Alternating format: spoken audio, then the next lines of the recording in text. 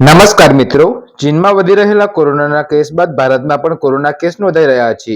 ત્યારે ગુજરાતમાં પણ ગાંધીનગર 3 અને અમદાવાદમાં 7 કોરોનાના પોઝિટિવ કેસ નોંધાયા છે.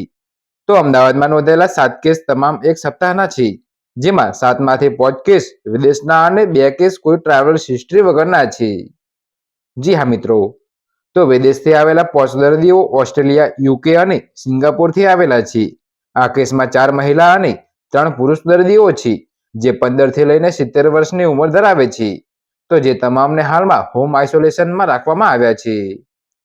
તો મિત્રો તમને જણાવી દઈએ કે આ કેસ શહેરના પશ્ચિમ વિસ્તારના જોધપુર, પારડી અને કાટોડિયા વોર્ડમાં નોંધાયા છે. તો તમામ પોઝિટિવ કેસ દર્દીઓના સેમ્પલ જીનોમ સિક્વેન્સિંગ માટે મોકલવામાં આવ્યા છે. જે બાદ દર્દીઓમાં નવો વાયરસ છે કે નહીં એ રિપોર્ટ આવ્યા બાદ માલુમ પડશે. તો મિત્રો આ બાબતે એસવીપી સુપ્રિન્ટેન્ડન્ટ સંજય ત્રિપાઠીએ જણાવ્યું હતું કે રાજ્ય સરકાર દ્વારા નવા કોરોના વેરિયન્ટને લઈને તાજેતરમાં જે માર્ગદર્શિકા જાહેર કરવામાં આવી છે, જેને લઈ એસવીપી હોસ્પિટલને કોવિડના દર્દીઓ માટે ફરીથી સજ્જ કરવામાં આવી રહી છે. તો મિત્રો અત્યારે હાલ માટે આટલું જ. મળીશું નવી અપડેટ સાથે. અને જો તમને અમારા વિડીયો પસંદ આવતા હોય તો વિડીયોને લાઇક, કોમેન્ટ, શેર અને અમારી ચેનલને સબસ્ક્રાઇબ કરવાનું ભૂલતા નહીં મિત્રો.